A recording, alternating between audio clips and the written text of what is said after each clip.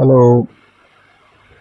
आज के वीडियो में मैं फिज़िक्स का एक टॉपिक डिस्कस करूंगा। मुझे मैंने टीचिंग अभी अभी शुरू की है, तो मैं घर से ही पढ़ा रहा हूँ।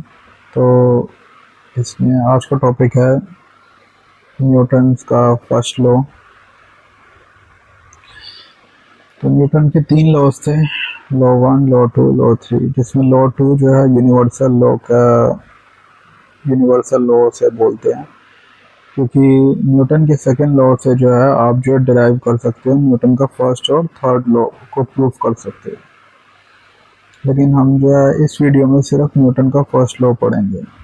तो क्या कहता है फर्स्ट लॉ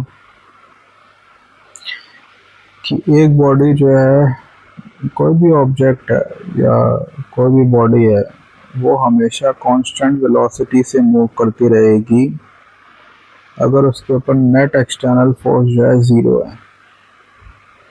कांस्टेंट वेलोसिटी से मूव करती रहे अगर नेट एक्सटर्नल फोर्स जो है ज़ीरो है, यानी कि उसकी एक्सेलरेशन ज़ीरो रहेगी और कांस्टेंट वेलोसिटी से मूव करती रहेगी। वेलोसिटी एक वेक्टर क्वांटिटी होती है। वेक्टर क्वांटिटी में जैसे होता है कोई भी क्वांटिटी, जैसे कुछ क्वांटिटी होती है स्केलर होती है, जैसे टेम्परेचर हो गया स्केलर हो गया, कुछ होगी प्रेशर हो गया स्केलर हो गया, और कुछ होती हैं वेक्टर क्वांटिटीज। तो वेक्टर क्वांटिटीज जैसे हो गया वेलोसिटी हो गया, एक्सेलरेशन हो गया।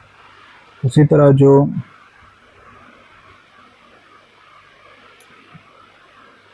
तो और वेक्टर क्वांटिटी की जो है दो चीज़ें ध्यान में रखना ज़रूरी है। एक तो ये है कि इसका एक मैग्नीट्यूड होता है। मैग्नीट्यूड मतलब कोई वैल्यू,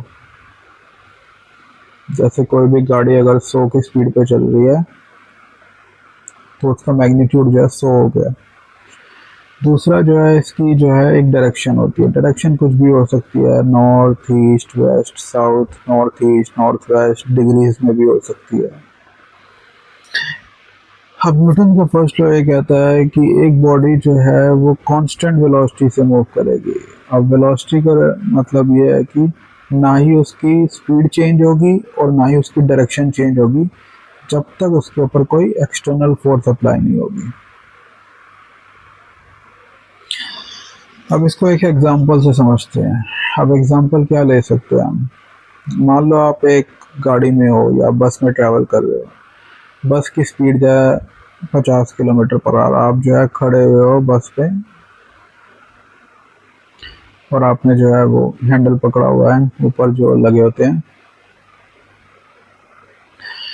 तो बस की स्पीड जो है 50 किलोमीटर पर आ रहा है और एकदम से जो है बस वाले ने ब्रेक मारी और वो उसकी स्पीड जो है 30 किलोमीटर पर आवर होगी।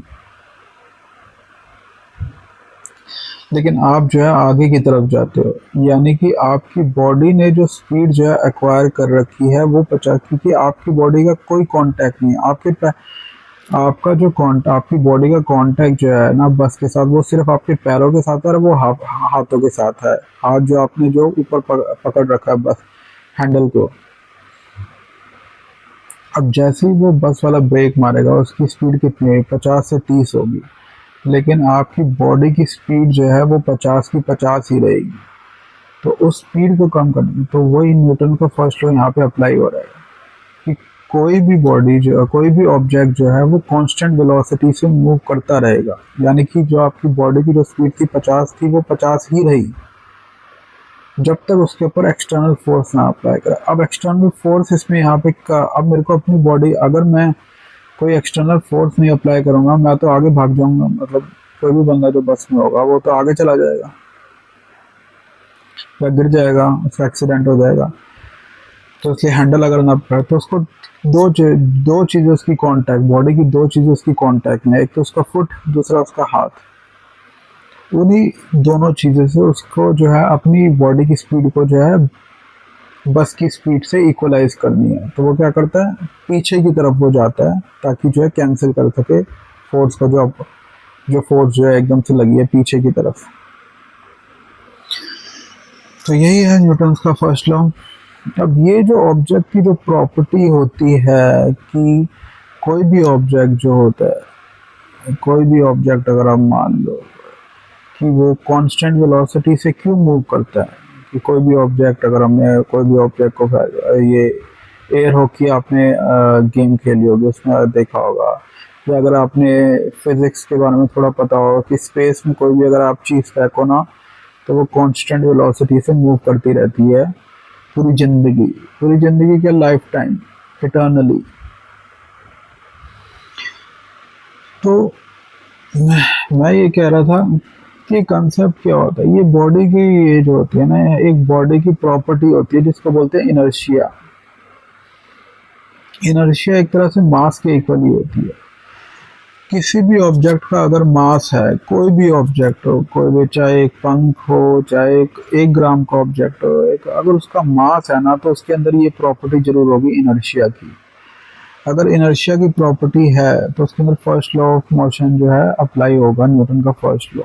1 ग्राम हो, 0.1 ग्राम हो, 0.001 ग्राम हो, अगर उसके अंदर मास है तो उसके अंदर ये प्रॉपर्टी होगी इनर्शिया। और इनर्शिया, इसको लॉ ऑफ इनर्शिया भी बोलते हैं। लॉ ऑफ इनर्शिया में यही कहा जाता है कि एक ऑब्जेक्ट जो है वो कांस्टेंट वेलोसिटी से ही मूव करता रहता है, अनलेस अगर उसके ऊपर कोई एक्सटर्नल फोर्स ना अप्लाई हो।